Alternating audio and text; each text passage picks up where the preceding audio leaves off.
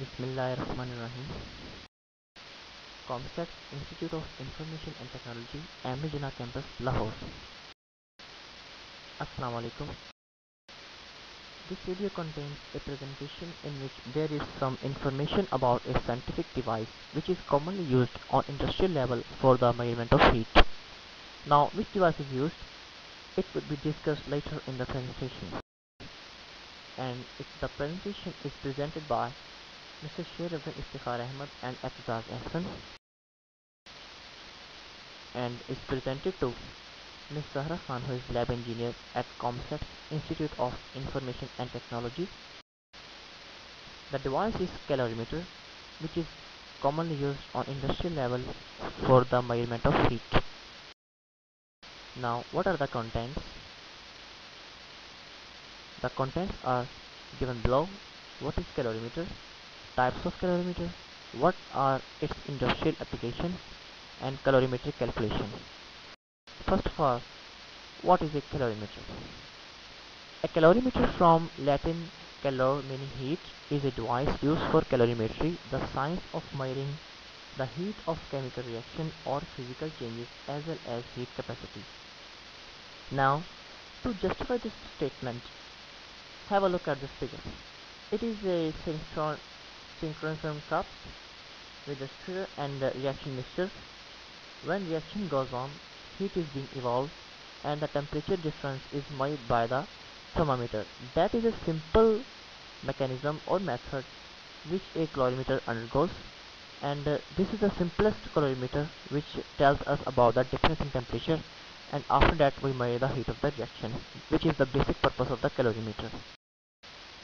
Now, types of calorimeter. There are many types of calorimeter, but I would discuss only four: bomb calorimeter, reaction calorimeter, adiabatic calorimeter, and isothermal titration calorimeter. First of all, what is bomb calorimeter? Have a look at this figure. It is a bomb calorimeter in which there is some water content, oxygen atmosphere, sample, ignition wires, thermometer, and stirrer. To understand its function, let's have a look at its feature. First of all, constant volume calorimeter. This statement shows that the volume is kept constant in such type of calorimeter. Working principle. In the working principle, look, there are two ignition wires. These ignition wires create a spark due to which the reaction of oxygen takes place with the sample. This sample is an organic compound, mostly fuel, so we can measure the heat of combustion. When the ignition wires create sparks, the reaction is carried out and the heat is transmitted to the thermometer through the water and the temperature difference is measured.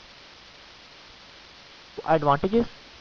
The big advantage of the bomb calorimeter is that we can measure the heat of combustion of fuel.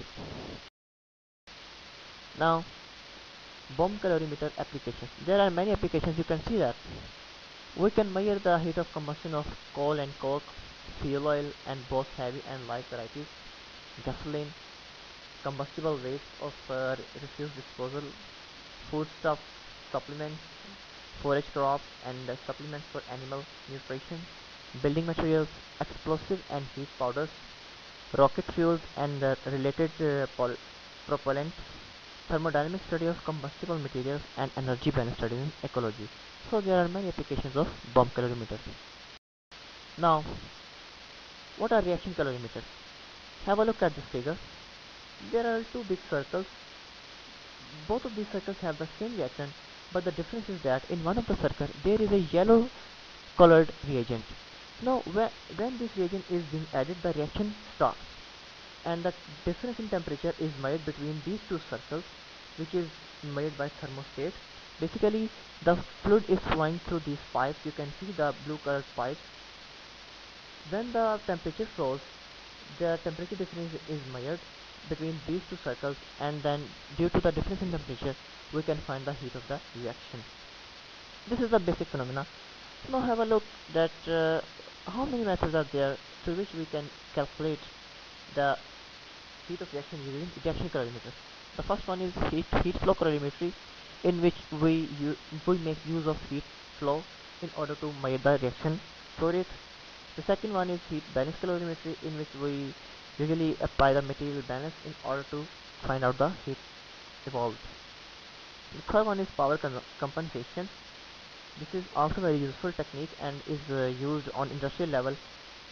The last one is constant flux. It is very modern technique and it is not very commonly used in Pakistan, but in urban countries like USA and Canada and England, it is quietly used.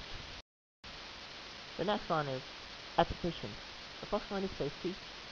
We can save ourselves, and it is a very safe reaction whenever we are using reaction calorimeter in spite of other calorimeters. Crystallization, we can crystallize our substances using this technique. We also can study the kinetics, the rate of the reactions as well. And the last one is process development. Chemical engineers study about this process development. So whenever they develop a process, they make use of reaction calorimeters. The next one is adiabatic calorimeters. As shown by the name, such calorimeters in which the heat is constant or dq is equal to 0, or you also can say that no heat is being evolved or absorbed. Have a look at this figure. There is a spherical bomb, thermocouple valve, copper case, thermometer, check, guard ring, capillary, adiabatic shield bomb heater. Now it is very similar to the bomb calorimeter, but the difference is in which we use capillary and some electricity is also involved, but the basic phenomena is that we also measure the heat of reaction. Let's have a look at this its features. First of all, heat content, which is and reaction runway, how the reaction is being carried out. The examples of adiabatic calorimeters are given below: THT EV accelerating rate calorimeter, HEL PHI TEC, a sample Dewar flask stage, and Flexi TSC. These are the examples of adiabatic calorimeters. Now, some features of adiabatic calorimeters, you can see them.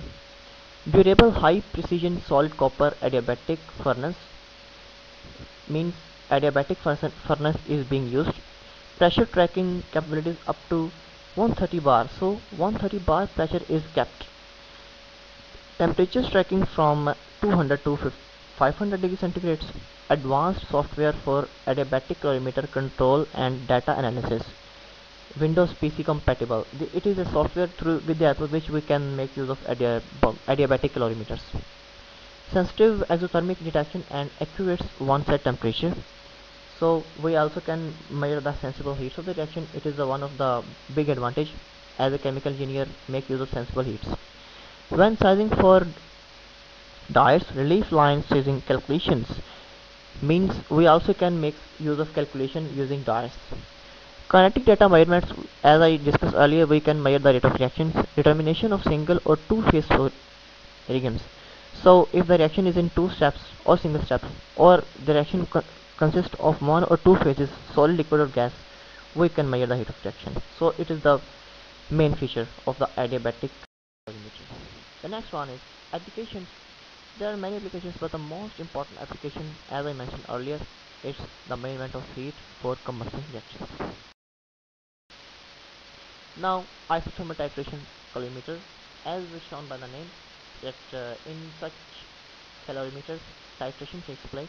You can see the figure in which there is a pipette. In fact, this figure represents a simple titration apparatus, but the difference is only that there is a black cylinder which represents a calorimeter. Basically, the titration apparatus is fitted into this black box. So what did happen in this black box? We syringe the base and acid is being added from the pipette, and at every moment, at every drop inlet on the base when the reaction of acid with base at each step or at any molecular ratio, we can measure the heat. To understand this phenomena, have a look at this graph. Here is on x-axis molar ratio of acid and base content, and on y-axis calories per mole, kilocalories per mole injected. Now you can see that the graph is very continuous, but a point comes when the line becomes so straight. This straightness shows that the acid and base are reacted completely with each other, and the neutralization point is reached and the acid and bases are being neutralized. The above graph shows the green lines and this is the rough data with the which we can estimate our reactions. The next one is its applications. The application of biological are one because the reaction titration calorimeter gives us a biological application. We can see that protein-protein interaction here red and green and many more colors are interacting with each other, so all of these colors are proteins. Now when protein gets mixed with protein, the heat is being evolved. Now this amount of heat we can measure with the help of titration calorimeter, which is basically the isothermal titration calorimeter. Isothermal means there is no change in temperature. Now the calculations, calorimetry calculations. In calorimetry calculations we make use of some steps. Many steps are involved. For example, the first step is calculation of temperature. First of all, we measure the initial temperature of the system, the final temperature of the system, and then we measure the delta T. In the next step, we measure the heat capacity. How we can measure the heat capacity? Have a look. It is a device, basically the electrical device, which is connected with a calorimeter. When the reaction is carried out, the heat is being evolved. This amount of heat is converted into the electrical signal, and on the operator, which is joule meter, our heat capacity is shown on the in the digit form. So it is very easy and modern technique of measuring the heat capacity. Now finally, by using this relation, as we have calculated heat capacity C and delta T, and M is also known to us, so we can measure the heat of reaction. Now that is all about the presentation, and thank you very much. And I dedicate this presentation to my parents who are supporting me all the time.